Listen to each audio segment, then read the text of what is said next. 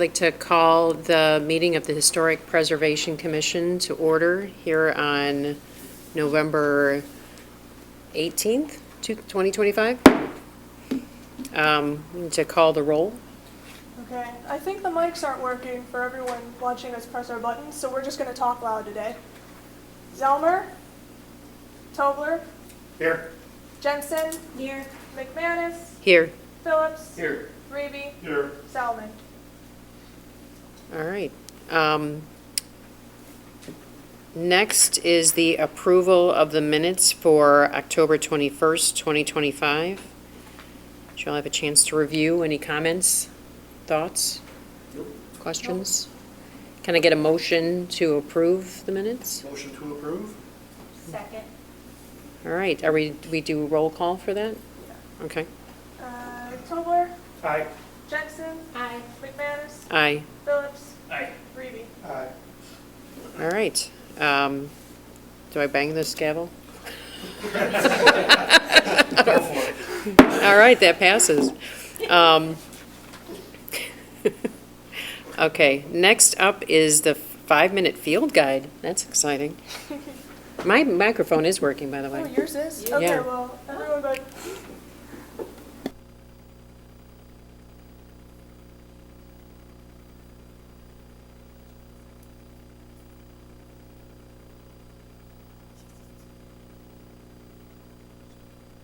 Yeah. So, is there something, some sort of master power switch somewhere down here? Is something unplugged? Switches pressed? So there's one for yours and there's one for everyone else's. Oh, mic's on. Wait, check it out. How can you use them now? Yeah. Oh! We were being silenced. I didn't realize I had that kind of control. Okay, back to normal voice. Since we had a couple items this month, I thought we'd do a fun one. So I have a talk on permeability and porosity for you guys tonight. And I promise you it is fun. That does not sound fun from the title. So I'm going to pass around a couple bricks. This one is from a house that you guys might recognize. It's a project that's currently undergoing. It's heavy. Thank you. And then I'll pass this one around the other way. Yeah, they're dusty. And then do I just look at it and pass it to Yeah, Kevin? go ahead and keep it passing. I just want you guys to get to see them. Okay. This Gently. guy is from a property in New Orleans that unfortunately collapsed last year. Oh, I'll give you some paper towels if you need them. thank you. That's fine. And then I also have this guy, which is maybe not a normal brick, but it has an interesting coverage that I'd love for you to notice. Oh, yeah. And the New Orleans brick was made in 1830. It was hand molded, and then the local brick was made in 1915 about, and it was likely machine pressed. Wait, say that again. New Orleans, 1830. Yeah. Local, 1915. Thank you. Good. So, we're talking about permeability and porosity. What does that mean? Porosity is the amount of airspace in an object. So, for example, that little brick, that's actually a stress toy, is likely very porous because, as you can tell, you can literally squeeze it. Permeability is the actual ability for liquid or gas to pass through the object. For example, that little brick, again, likely has very little permeability because it has that smooth outer coating that doesn't let anything through. The easiest way for me to understand that and how I remember it in sort of a more basic sense is permeability is how connected the pores, or the porosity, are to each other and the outside of the material.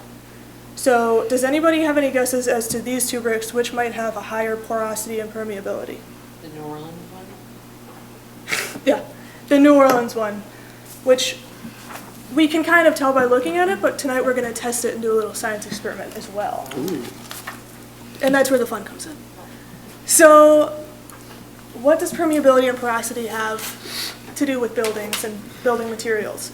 They can actually affect all sorts of things because it really dictates how liquid and air are able to spread through properties, and specifically how water is able to spread through properties. A lot of the times that can be from the ground, as you can sort of see in that diagram. It can also come in through rain and outside forces like that. Different effects from this are efflorescence, that top left photo, which is salt deposits on the outside of masonry properties usually, which are created when the water that has traveled through the masonry evaporates into the air and leaves salt. Another thing that can happen is capillary action. Capillary action is defined as the movement of water within the spaces of a porous material due to the forces of adhesion, cohesion, and surface tension. Basically what it is that when there's water in the ground, which there always is, it will travel up through the building, as you can see in that picture there, and sort of go through the building materials in that way.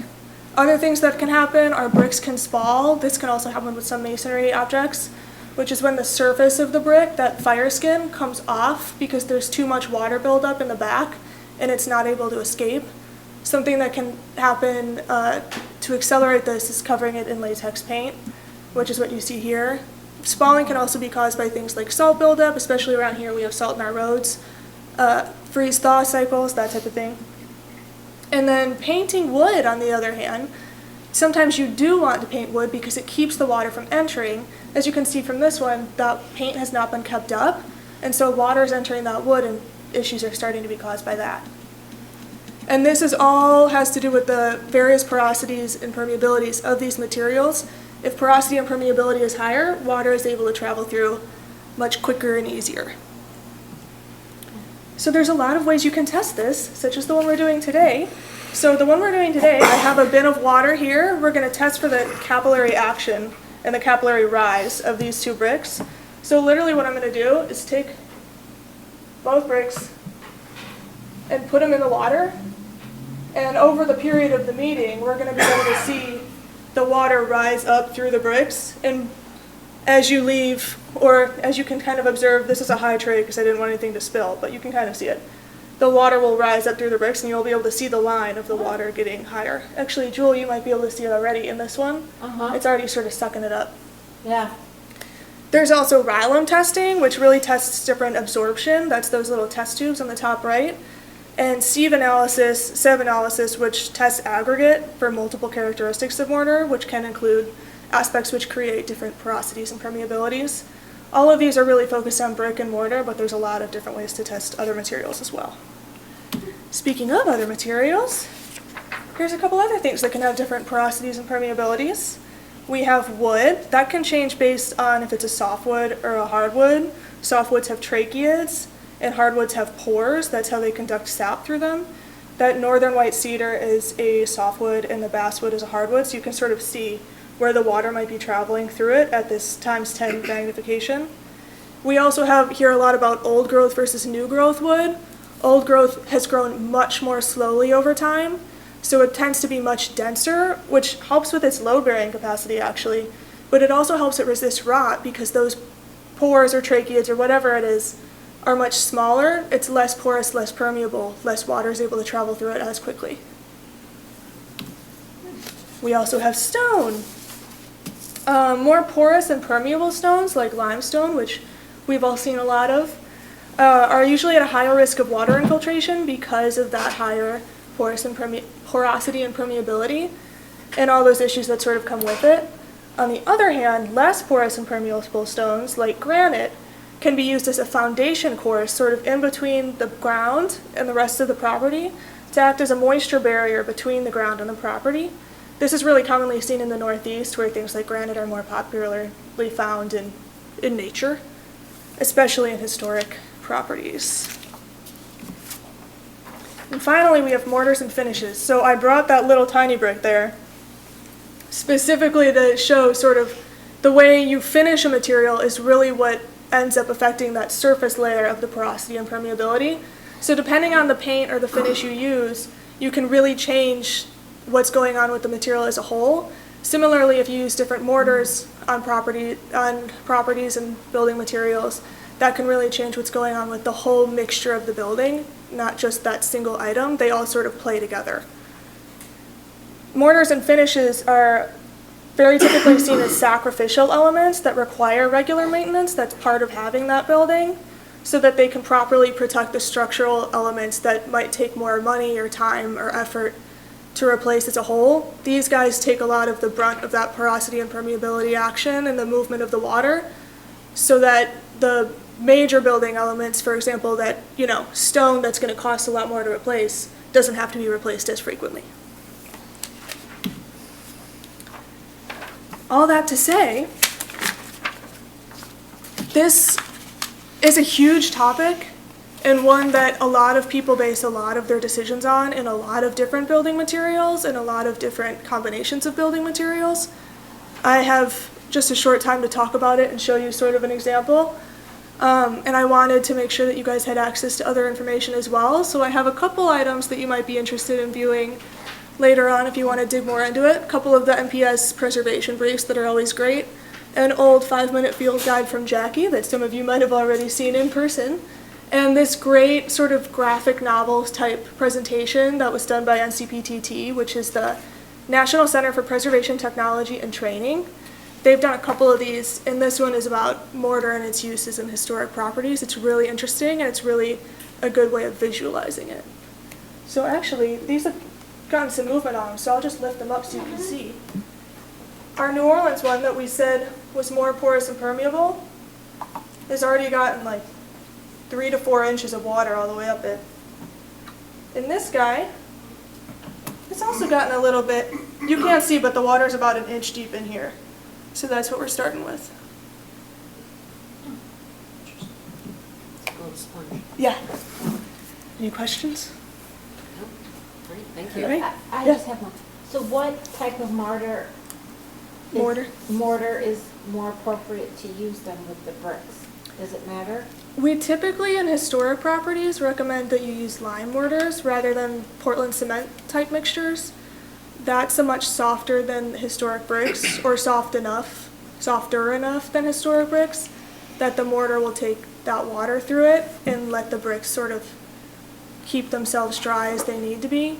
If you put in a Portland cement or something like that that's not as porous and permeable, it gets stuck in the bricks, and then the bricks start having those spalling issues or other problems with having way too much water stuck in them. So if You're there's turning a... your mic, Oh. Joel. Thank you, Lisa. So if there's a historic home and they need to do some repair work to their brick, it would be recommended that they use the lime. Yeah. Okay. And the same question about the paints. Yeah. The lime wash versus the linseed oil versus the latex. Obviously, I think you mentioned the latex is more of a barrier. The other two are, maybe you could give a little more detail on those two. Yeah. So lime wash, speaking of lime mortar, is made from very similar materials. It's just used as a finish rather than as a mortar. And it can be a lot more breathable than that latex paint, for example, which really sort of causes a full vapor barrier in between the material and whatever's going on outside of it. Linseed oil it's in the name, it's an oil that sort of rubs in. It is more almost a stain than the other two options. Linseed oil is a really interesting paint because you can refresh it just by rubbing it down with linseed oil and not with the actual color. And a lot of times that will allow it to refresh its bond with specifically wood. That's where it's the most useful for that part of its aspects. And it'll sort of re-tighten onto its bond with the wood, and the color will somewhat come back. So it can be a really nice option for regular maintenance, as long as you have a good linseed oil manufacturer, which are getting rarer and rarer. So the idea with both the lime wash and the linseed oil is to allow moisture in and out simultaneously or as conditions warrant, whereas the latex paint does not do that? Yeah. I mean, it can let water in only if it like dries and cracks, Yeah. but then there's not as many ways for that water to get out. And so that can cause the spalling and other issues. Okay. These are actually lined up kind of in a spectrum where lime wash, I would say, is typically, and I'm saying typically because there's nothing that's a set rule in materials like this. Lime wash would be typically the most breathable and the most recommended for something like a mortar or a brick or a stone. And then linseed oil can be used on wood and it can be used as a protective cover for wood to avoid that rot. Latex is really a solid barrier, and that's obviously that's the most modern paint that we have on the board today. Can you get lime wash in colors? You can. They come in all sorts of different options now. You can get really creative with it, but it is going to give you that sort of more lime wash-esque finish that we all know and love. The sort of more matte, sometimes you can see the Chalky brush kind strokes. of. Yeah.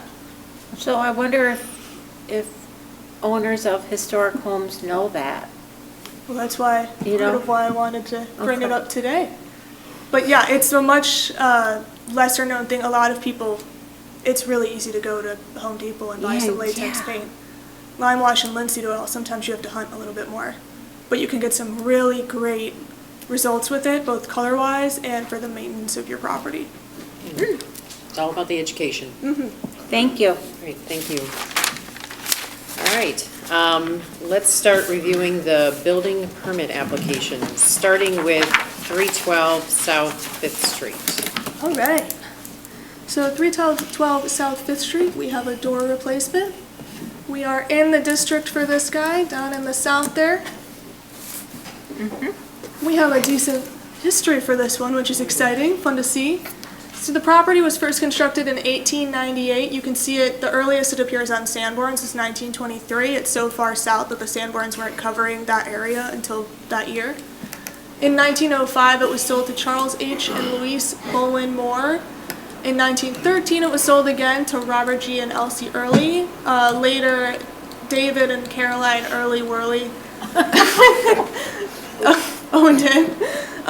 Caroline was the daughter of Robert and Elsie, so she owned it after they gave it up. And then in 1925, it was sold to Dr. Ralph and Catherine Carpenter. 1945 to 1955 around is when we estimate that that front porch was removed. We don't have any really good images of it with the front porch on, but we know that it was there because those Sanborn maps say that there's a 2-story front porch there that we obviously can't see today. In 1966, the property was sold to Howard V. Williams. In 1968, it was sold to Robert and Emily Rogers. And in 1990, it won one of the first ever Geneva Preservation Awards. This was the first year they did it. And that's Robert and Emily Rogers accepting their award from the then mayor. Nice. We have a couple permit histories for this guy. 1997 re-roof, 2013 a driveway replacement. In 2020, the then entry door was replaced due to rot, so that's the age of the current entry door that we're looking at today. And in 2022, the sidewalk was removed and replaced. And here's the site. The approximate location of work is the front door. So existing conditions, we have that door from 2020 and all this beautiful decorative work around it. It's just a normal 6-panel door. And the proposal is to make a replica of one of the doors on the interior that is known to be more historic to the home and has a little bit more of that detail that we like to see with this beautiful house. And just put it where that 6-panel door is. And I believe that's all I've got. Great. Sean? Sean, would you like to come up and introduce yourself? Give us a little backstory. This is on? I can check it. Oh, Yep. it is. Yep, sounds like it's on. Great. Good evening. My name is Sean Gallagher. I'm the architect working with Doctors Rebecca Stith and Jimmy Swanson. They've recently purchased the house this past summer. We're doing some interior remodeling, but as part of the scope, they wanted to replace this. It's a metal insulated 6-panel door that was installed in 2020, I guess. Is that right? So they're looking to replace it and match the door that's currently on the interior. So it's unusual. It's got a foyer that's cloistered, so you open the door and then you have this little interior foyer space, and then you open the second door and you come in. Actually within that, so where you see that window to the right of the front door is a very small little bathroom, a tiny powder room right there at that front entry. So again, we're replicating the door that's currently on the inside, and it will be a wood door for paint, matching the little kind of rail under the glass. The glass will be beveled. And of course, the hardware will match what's existing as well. Likely a lever pull in that case. But all that to say, we're just replacing the slab. We're not touching any of the trim around it. All of that stays just as it is. We're just trying to switch out that kind of uninteresting 6-panel, non-historic door. So I'm more than happy to answer any questions that you might have. Does anybody have any questions? I just had one out of curiosity. Please. Will they put, and this is not part of our purview, I think, but will they put some kind of screen or shade or like drapery or something on that outside window to prevent Potentially, a yeah. clear view all the way into the house? There is certainly a possibility of some sort of Roman blind or something that might go on it, but at this point, we have no idea what that experience is like at this point, right? Because you actually have two spaces that you're seeing through and into, and that foyer space really doesn't go much farther into the house visually, so we'll see, could very well be, but at this point, we'll see what happens. It's a beautiful house. It's neat. The inside, It's really I got to nifty. see it when it was up for sale. Oh, did you? I did, and it was stunningly beautiful with Yeah. all the originals. So I'm so glad that they are changing that door, Yeah. because that door does not fit at all with the rest of the home. Yeah.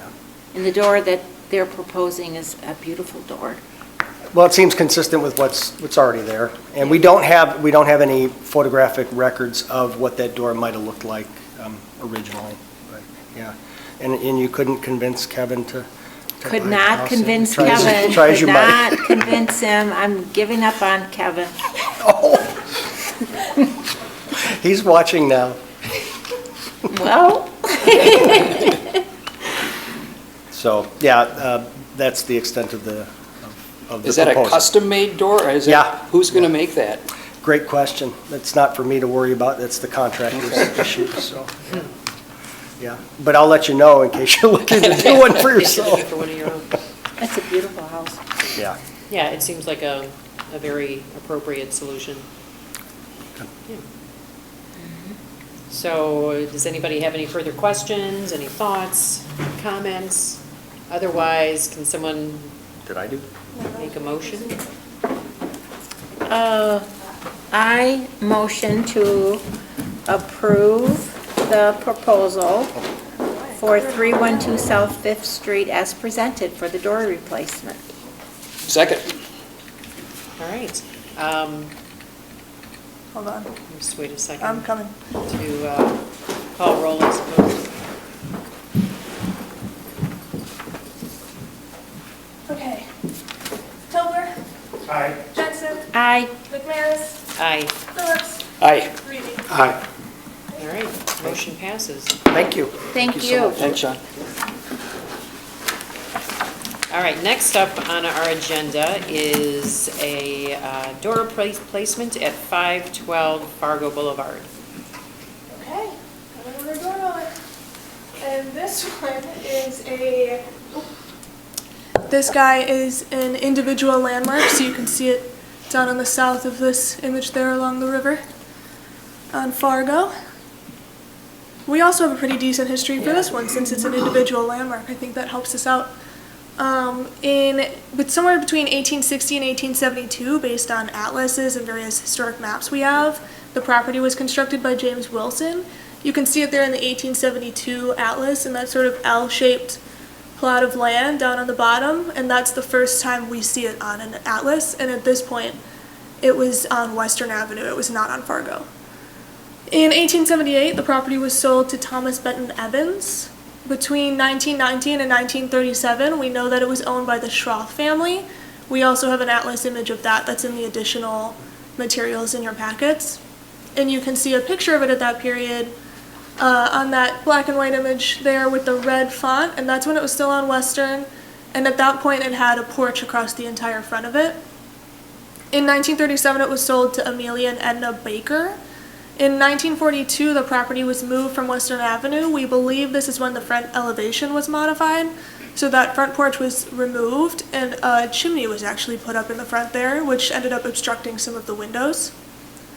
In the 1950s, the kitchen was modified, and between 1950 and 1960, a basement was added. And this newspaper image is a resident, Lyle S. Martley, I believe it says, who was showing off a new science exhibit in Chicago. So he's saying, that's our son. And that's what he's pointing at, which I thought was kind of sweet. We have a decent permit history on this one too. In 1991, the walk-in stairs were replaced. 1995 and 2007, the roof was redone. In 2008, the rear porch was removed and replaced. In 2011, the sleeping porch was converted to a bath. In 2019, a storage shed was added on the property, and between 2023 and 2024, there was another re-roofing project. And here you can also see what the current porch looks like with that chimney. And you can actually see that at one point, that little side porch that we're looking at now, was enclosed. Currently, it's open. So that's another evolution that this property has gone through in its many years. And here's the site. Again, we're looking at the front door. So existing, we have a door that's not historic to the site. I believe it was salvaged from somewhere in the Northeast. And this hardware is also not original, it's reproduction. There are issues, as you can see, with opening and closing the door. That's why it's sort of taped up like that. And lots of gaps in between the door and its frame that allow a lot of air in, especially during these upcoming winter months. So the proposal is to put in this 4-light true divided light wooden door. This looks more similar to a door that previously existed on the site. You have images of that in your additional materials packets. I don't know why I didn't put it in the presentation. But it has that sort of same pattern of openings and closing spaces. And these are the hardware and glass that's proposed to go along with that. And I believe that's it on that. Rob, do you want to come up? Introduce yourself. Hey, I'm Rob. I'm the owner. We're undertaking this door replacement because the door we have is not historic, or at least not relevant to this house. And the current door is warped in. You can see around the edges. We've had to stuff kitchen towels around the edges in winter. And it's an historic door, but it's not historic to us or not relevant to the house. And we'd like to replace it with something that, we're not freezing in the winter with. And the door is functionally obsolete. It's bowed in. The top right where we have the security system, it angles in a little bit. So that's why the gap there is roughly about half an inch, 3/4 of an inch. And so with that oval shaped window, I don't know how we'd possibly fix that. We pretty much have to reconstruct the entire door. I don't know if that's possible or even worthwhile if it's a replacement door anyways. So that's what I'd like to replace it.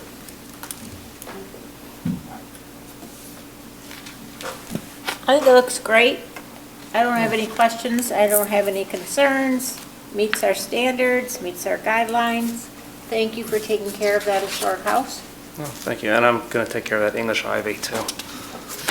That got pushed off because of everything, but it will be taken care of. So that door, the existing door, is not worth, you couldn't give that to some other restoration place, or is that just going to go in the trash? Or? I don't know how you could sell or give, or anyway, I don't know if I'd feel right giving that door away. It's in that bad a shape. It's in that bad a shape, Okay. Yeah.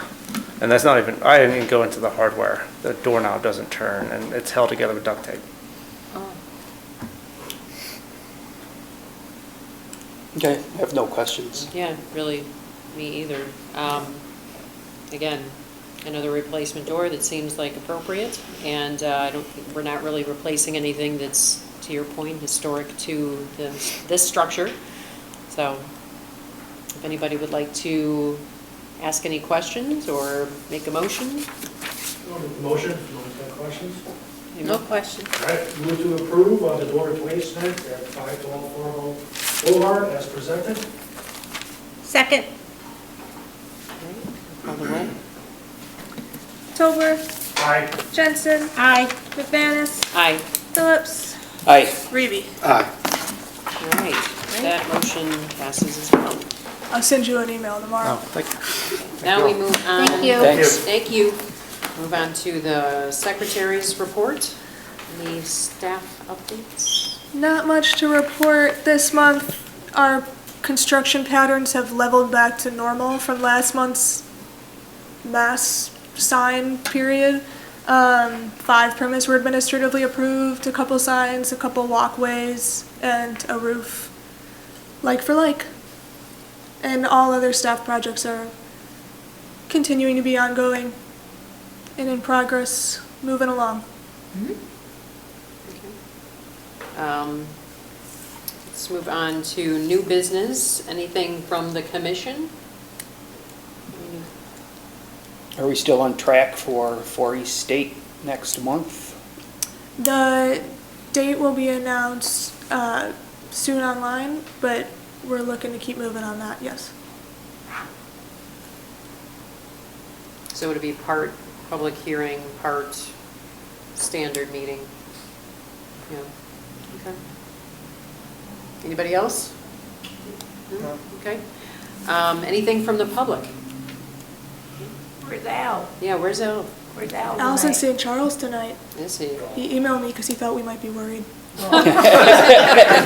So it was just proven. We almost canceled the meeting. All right, can I get a motion to adjourn? So moved.